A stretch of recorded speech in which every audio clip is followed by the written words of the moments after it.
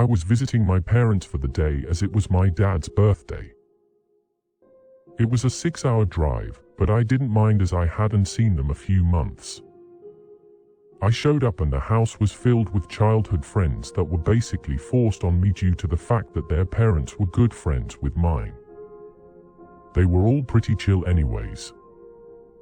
Apart from the fact that they all made fun of me in high school and even snapped my glasses one time. However, those days were in the past. I got over it and started to work on myself. I could never help the eyesight though. I stepped foot in the house and was greeted like I had been gone for years. I felt kind of bad though, as it was my dad's birthday and it made me feel like I was stealing the attention from him. He was just probably going to drink with his friends like always, so I'm sure he didn't mind too much.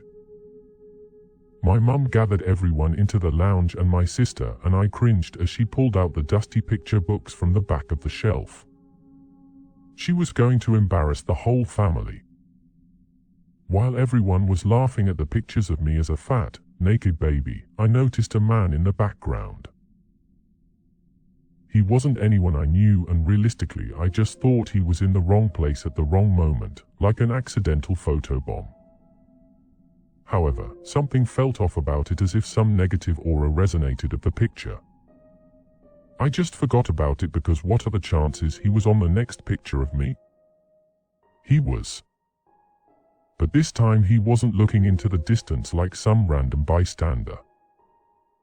He was looking directly at the camera, his eyes somehow focused on mine, as if he knew where I would be in this exact moment. This picture was taken 12 years ago, so it must have been some funny coincidence. This spooked me a little and sent a little chill traveling down my spine, but again I thought nothing of it. I went to my old room to hide from embarrassment, as my mum had pulled out the pictures from when I was in high school, which were the worst years of my life. Made evident by the pictures that made me want to rub chilies in my eyes, so I never had the opportunity to see them again. I also started to think about the man in the photos, wondering about the chances of him being in the 2 solo pictures of myself and his eyes being perfectly positioned to stare at mine when the picture was taken years ago. I never liked selfies. My high school self made me insanely insecure, but just to check I took a selfie to see if this was just some bizarre coincidence. I opened the picture, my body froze as in the distance, through my bedroom window, I could see him crossing the street. I ran downstairs frantically and snatched the book out of my mum's hands. Everyone looked at me in shock as sweat dripped onto the page and my hand scrambled to look for my high school pictures. There he was again. And again. And again. My heart beat out of my chest as I put my back up to the wall to take another picture of myself, thinking how could he possibly be in this one if there's nothing behind me. I looked at the picture and he wasn't there. I calmed myself down and sighed a breath of relief. My mum handed me a glass of water and I just played the party through, still a bit on edge about the whole situation. The party had finished and I was just saying my final goodbyes to my parents before setting off back home. It was 3 a.m. and I was only 2 hours into the drive. My parents sure knew how to throw a party. I was definitely feeling the effects of the alcohol, but I was in full control of the car. My parents tried to convince me to stay the night, but I told them I had work tomorrow afternoon. I pulled into a service station to maybe rest my eyes a bit and started going through my phone. While scrolling, I received a text from this unknown number. I opened it and to my surprise it was the selfie I had taken of myself with my back to the wall. My skepticism made the conclusion it was one of my childhood friends who thought I looked funny in the picture. So I messaged them back with the middle finger emoji. A few more minutes of scrolling later, I get another text from the same number. I again opened the message to see it was just the same picture. However, I started shaking uncontrollably. I adjusted my glasses to see if I was seeing things, but I wasn't. Tears flowed from my eyes as in the photo I saw a blood red circle highlighting the reflection in my glasses.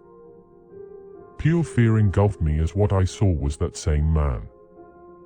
The same fucking man. I didn't know what to do. This man followed me through every picture of myself. My heart again beating faster as the number texted me. Take another picture. I blocked the number and started driving again.